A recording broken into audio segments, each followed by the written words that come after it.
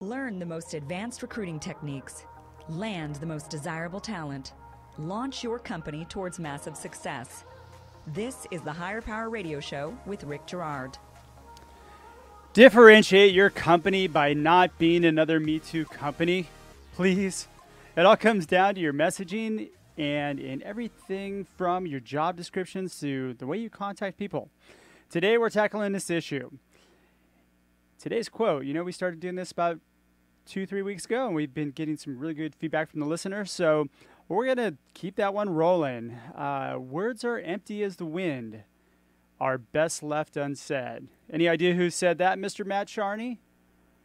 I should probably know. It sounds like Homer. You are spot on, and it's not the cartoon character Homer, by the way. I'm Rick Girard, and welcome to the Higher Power Radio Show. Our mission is to disrupt recruiting. We share insights from top-performing entrepreneurs and industry experts and provide proven tactical solutions to solve your company's toughest hiring challenges. Today, our guest is Mr. Matt Charney. Matt is the executive editor and partner for the Recruiting Daily and chief content officer for Allegis Global. Matt has Allegis Global is actually one of the largest staffing and recruiting firms in North America.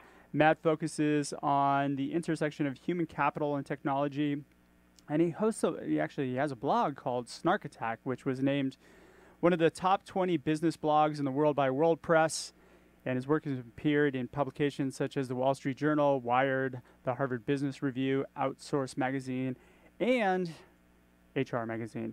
Matt knows a thing or two about this topic, so Matt, welcome to the Higher Power Radio Show. Hey, thank you so much for having me. Yeah, I'm excited to have you. So, since you're an expert in messaging, I want to learn a little bit from you. So, let's hop into this. So, let's discuss the problems kind of that are inherent with messaging specific to recruiting. Well, so first off, I'd like to correct something you said. There's no real way to learn messaging, and there's no real necessary formula in order to do it right. But that said, yeah. I think that a lot of the problem in messaging in recruiting comes from two different sources. On the one hand, I think that you have a lot of companies who are investing quite heavily now in this concept of employer branding, which is the widely seen need to create a differentiation in terms of corporate culture and building up as an employer of choice in order to attract talent. And the problem with that is that the approach that many companies are taking to do so is almost the exact same. So what you're seeing are generic office shots, copy that really sounds like it was written by a bad ad agency, and really no differentiation whatsoever. So I think that there's a lack of transparency on this highly polished sort of employer branding side that really says nothing of interest or note to passive talent. On the other side, you have obviously the great advances that we've made in terms of recruitment automation, and now the ability to be able to send out emails as if you were a marketer through either, various tools like CRMs. Obviously, ATSs have those in there. Sure. And then you have things like InMail. Recruiting email has a terrible response rate, and one reason for that certainly is that it is so easy to send that many candidates are being bombarded by it. Yep. And frankly, without any sort of personalization, if it's seen as being a blast sort of message, then obviously talent's not taking the time to respond to that, which further exacerbates the problem. So on either side, I would say that if I could sum up the problem succinctly, it is that everything is generic and there seems to be very little to no talking about where the value lies for the candidate. It generally is very positioned to just talk about the value of working for the company. I couldn't agree with you more. All right, so let's jump back to the first point a little bit, because this is something that I like to talk about quite a bit, which is be creative. There's just a lack of creativity. So I get your point of there's no real right way, but why not take a chance and do something different, or look at what everybody else is doing and do the opposite when in your messaging? Yeah, no, I couldn't agree more. And certainly I think that we're starting to see companies, I have a few examples, but none that are probably recent, because obviously the big companies change their employer brands a lot. Yeah. I've seen quite a lot of job descriptions in particular that seem to not only be doing a good job of conveying what the company's all about, but doing an excellent job of kind of screening out candidates who aren't going to be a good fit, both through kind of tone, voice, and style, but also through taking a less inclusive approach to building an employer brand, which I know sounds a little bit counterintuitive, but at the same time, I think that if you're going for the sort of non-commoditized definition of top talent, which is to say the A players, often passive in the industry, it's saying things like, this job isn't for everyone. It's an extremely competitive company. Really only the best need to apply. If you're just looking for another job, don't even worry about applying. And I think that what I've seen in the companies that have sort of taken that gated approach to building a brand are higher quality applicants, because obviously the more dismissive you are, the more likely people are to try to prove you wrong. Sure. And also, obviously, the ability to have less volume of unqualified applicants, which take up a whole lot of recruiters' time. Yeah, and you always want to do something that you're told not to do, right? It's just human nature. Absolutely. So if you tell somebody not to apply unless you're great, you want to prove people wrong. So I could see how that reverse messaging would actually work, but I don't see that too often. You're starting to see that more often with what, larger companies? Yeah, small companies don't tend to do that. Particularly within the tech sector. Yeah. And particularly in the tech sector as well. A lot on the programming side, which I think really resonates with that demographic. Yeah, we see that quite a bit, because a lot of programmers want to work with really smart people, and so when you put that out there, then it does tend to resonate much better. Absolutely. So going back to that messaging piece, I mean, I've always been of the mindset of don't follow what Google does. I mean, it's like the people who are all running Google interviews, and they were small startups. They were trying to emulate what Google does. It works for Google, but it doesn't necessarily work for you as a small company. Well, I think that is largely true.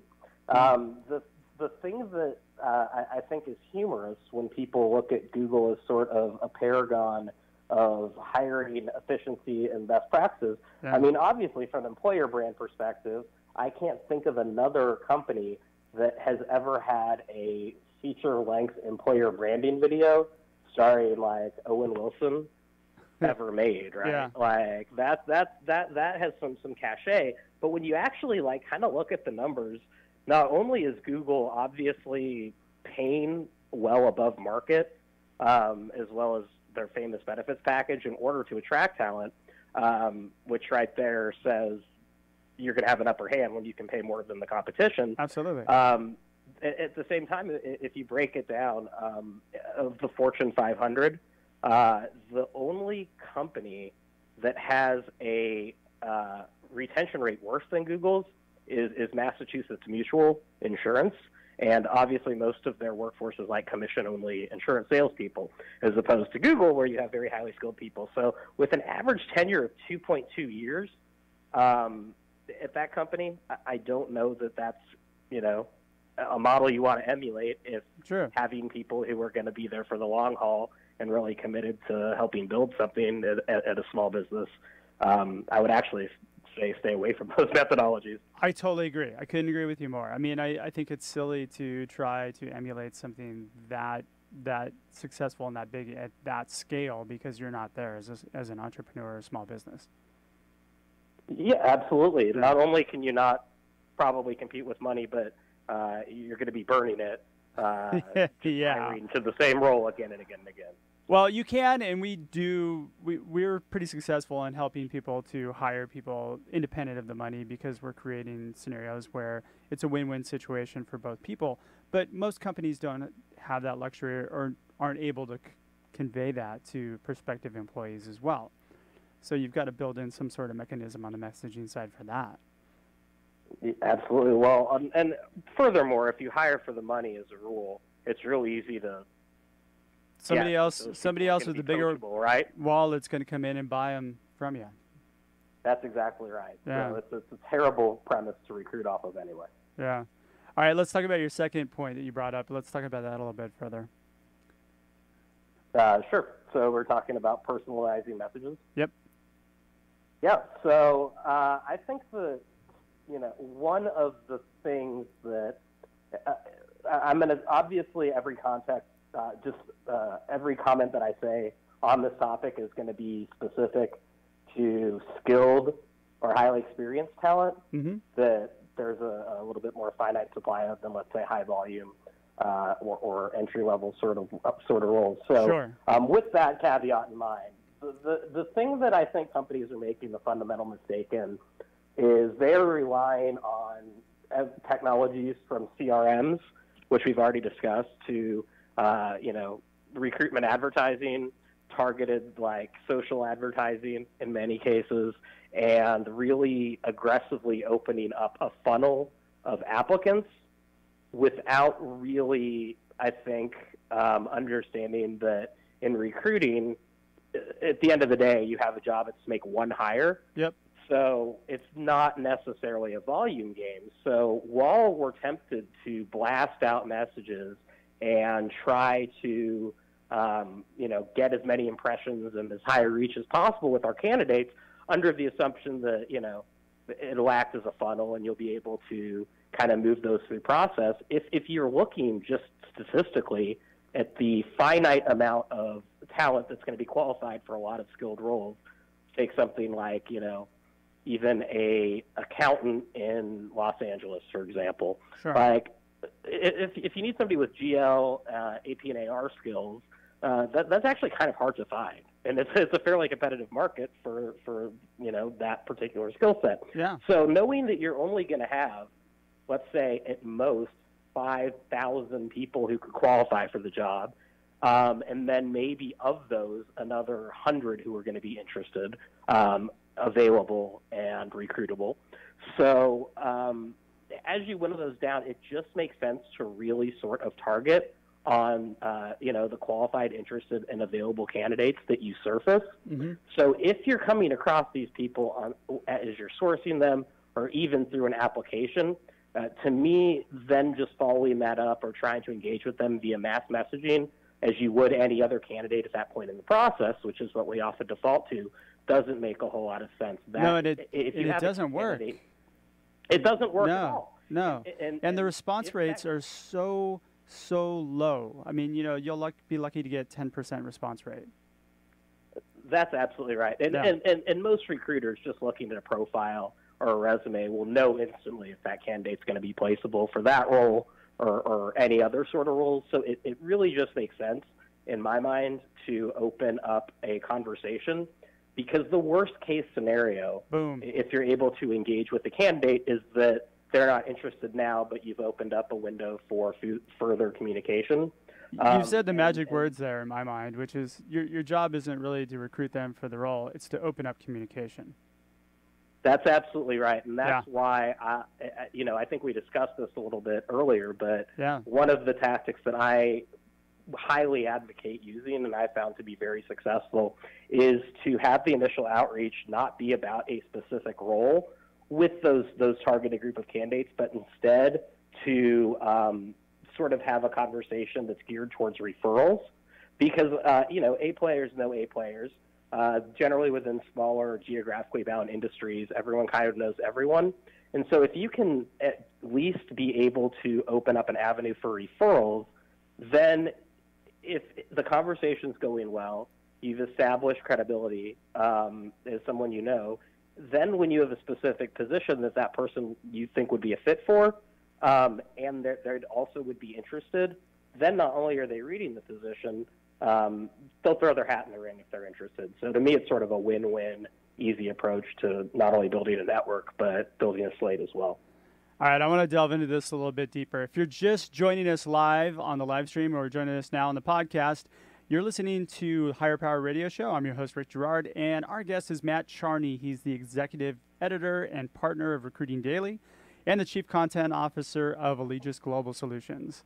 So today we're all talking about messaging. Let's dig into this a little bit deeper because, so referral mindset is also a good way to do it. But I actually take a different approach to this, Matt. I go from the perspective of that most people have some sort of career wound, so to speak. And if I can open that up and get them talking about it, then there's a potential that even though they're not looking or they don't think that they're unhappy, there's a potential that person can develop into a candidate, which is... Yeah, no, I absolutely couldn't agree more. Yeah.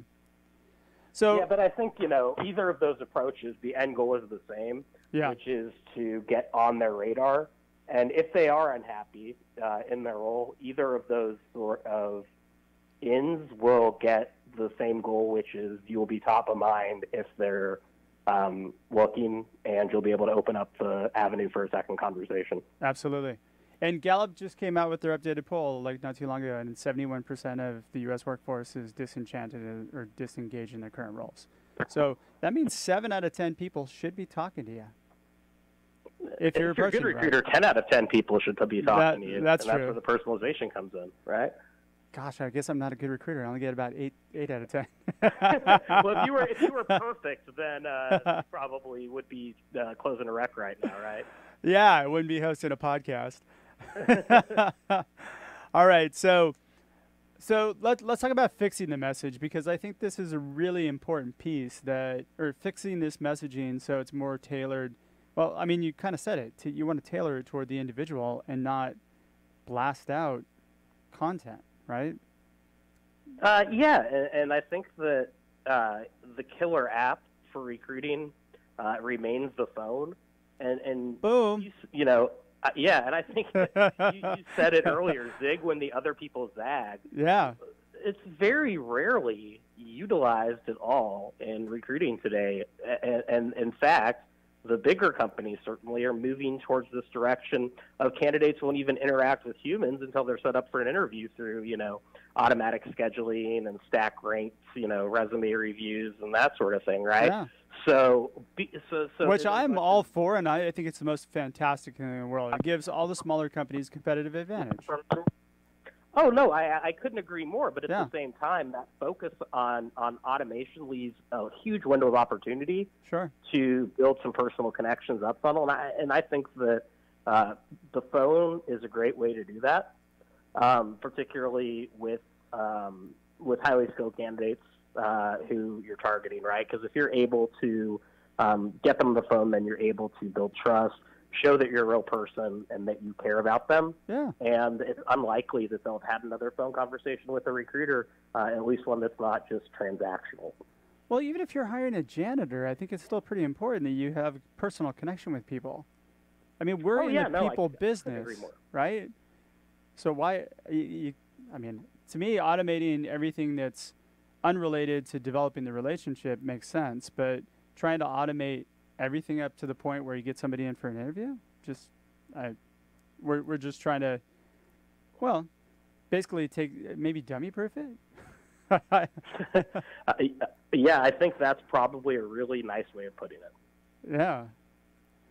So, all right. So, what do you suggest? How do we target? So there's a range of different tools out there. A lot of them, if you are working with an applicant tracking system, can work directly with that environment, Hiring Solved and Tello, some point solutions that will kind of just go through all the candidates in your ATS and augment them with social profile information and links so that they're dynamic as opposed to kind of static records. Because if you use an email address to apply for a job, that's probably email address you use to set up Facebook, LinkedIn, et cetera. So these can kind of just automate going through and finding out and aggregate as much information as possible about that candidate before you even, make contact. So we're talking about preparation tools to make sure that essentially we're getting to the right people. Well, yeah, absolutely. Yeah. Or you have something like Spokio, which essentially will be able to show you all of the, information down to the person's birth date, right? That's publicly available on record. All of that's good context, which is to say, every email client out there, you will see a subject line, and you'll see a few lines of intro, and that's really going to be in that preview about the amount of real estate you get before they decide whether to open it or not. Yeah. So I say focus on a really compelling headline, and then instantly. So give me an example. Like, what would you consider to be a really compelling headline? I have my ideas, but. Yeah, so like, anything that shows that, I mean, compelling is actually subjective, right? So I would be interested in something that would say, like, if you open this email, my tracking system shows that you win $50, right? That would be compelling. But all right. But all that for somebody who's money motivated, yeah. Well, or period, right? Yeah. Open an email, get something. But all that is to say, I think taking away stupid tricks like that, if the person has an active social profile, which in a lot of cases that I work with, they do, whether that's Twitter or LinkedIn, to a certain extent Facebook. Yeah. A lot of the times, the software will obviously be able to display their most recent few tweets. Let's say I generally like to target people who are on Twitter because they respond quickly on that network.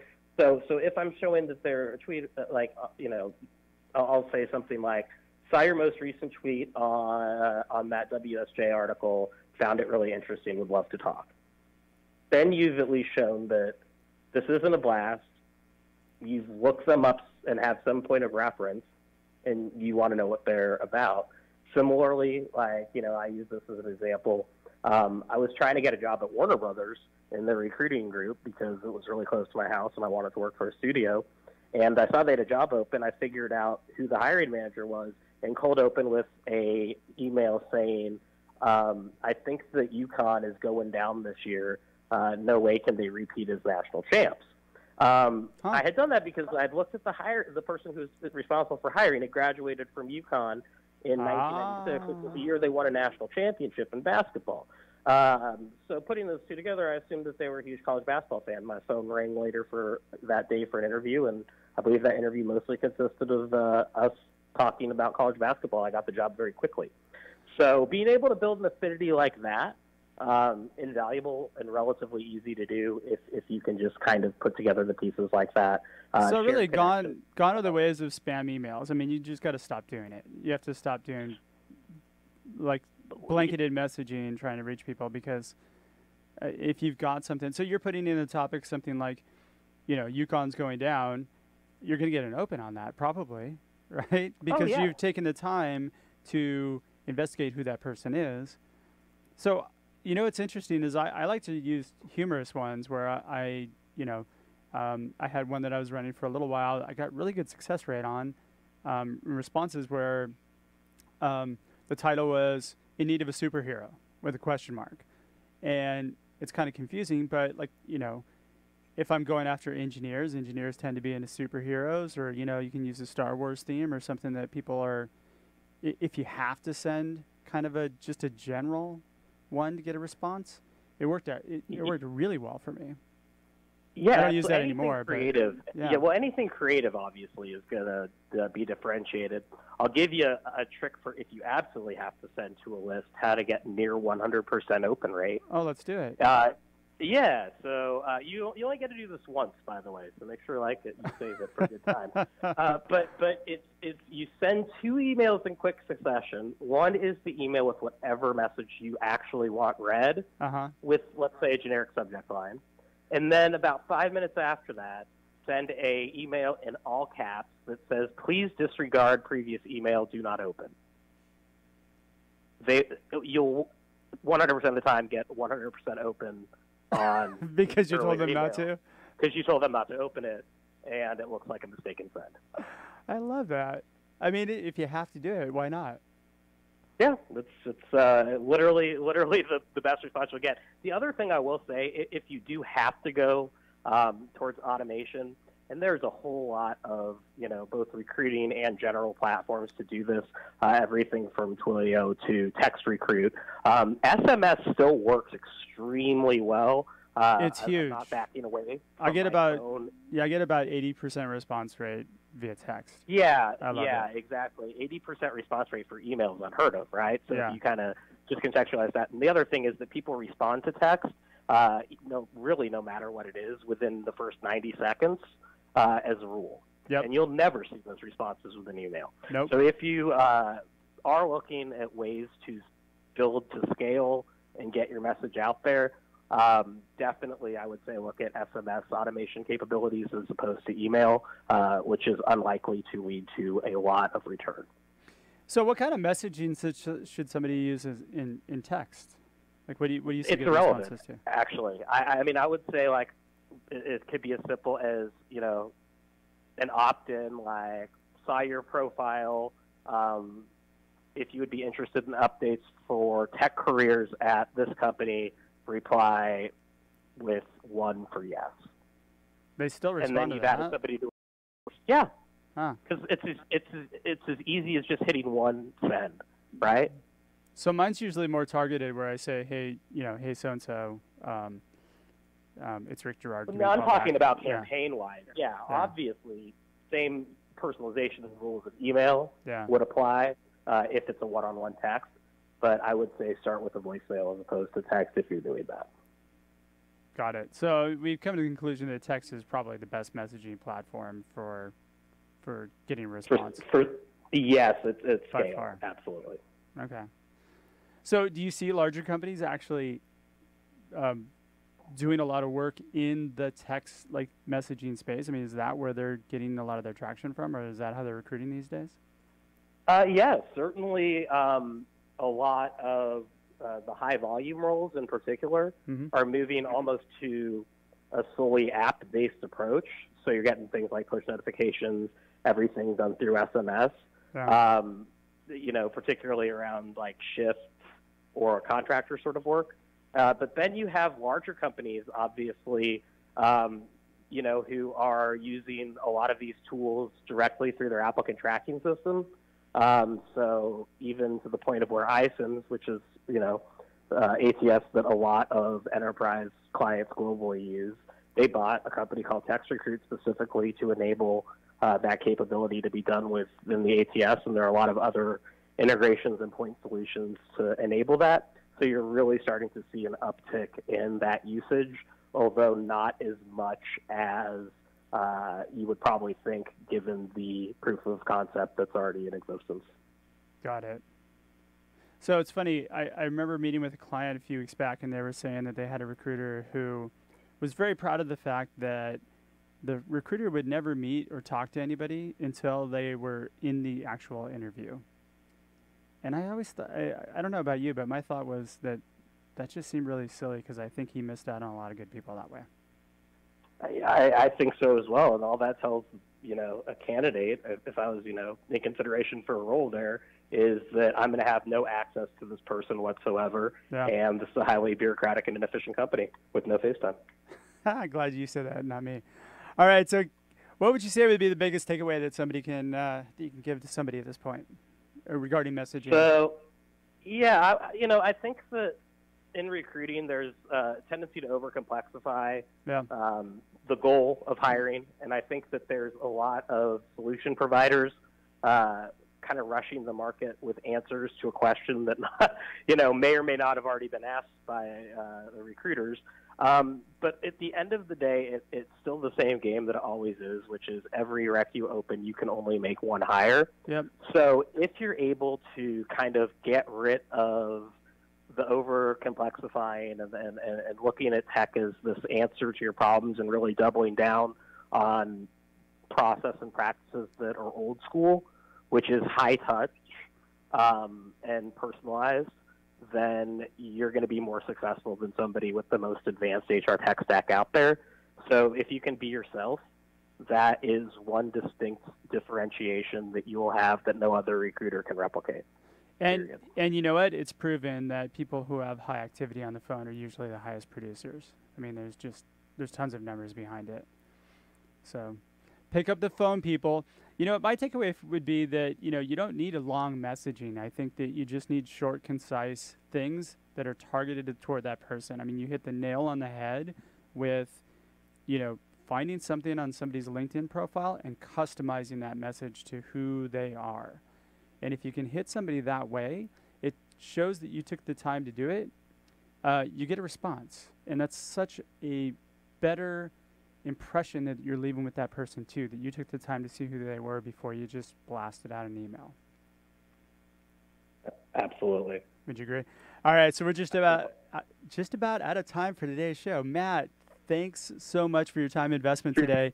And I want to welcome you to the Higher Power Radio community. Now, I know that you are quite active in the community. What's the best way for people to reach you, and where are you next? Because I know you give lots of talks and you're pretty out there.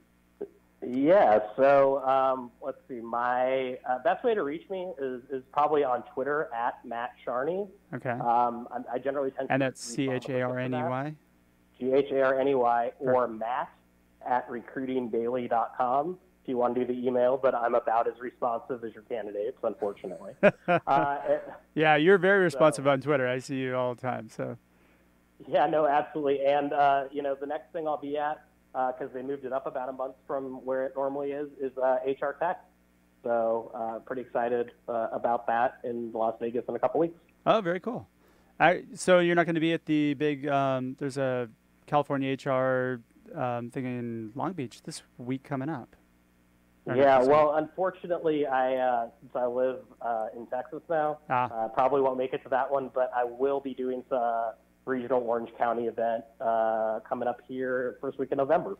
So. All right, well, when you're here, let me know. We'll go grab a drink or, and sit down and talk some story.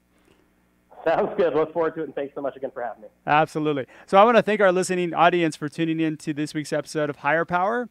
A quick thanks to our team, our engineer, Paul Roberts, our producers, Andrea Ballin, Shanti Ryle, and Kim Iverson. If you're listening to the podcast, please subscribe, rate, and review our show. Your input is welcome and needed to improve the content for you.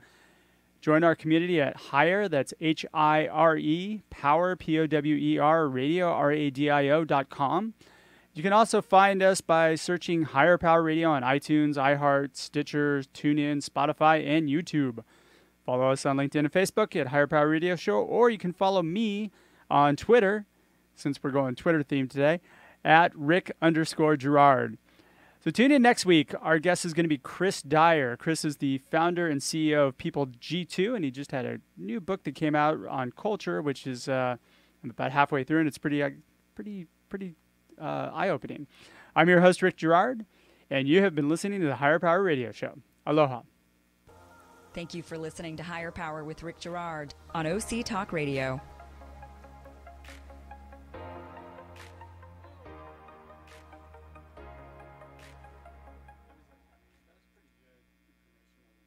I'm going to say that was one of your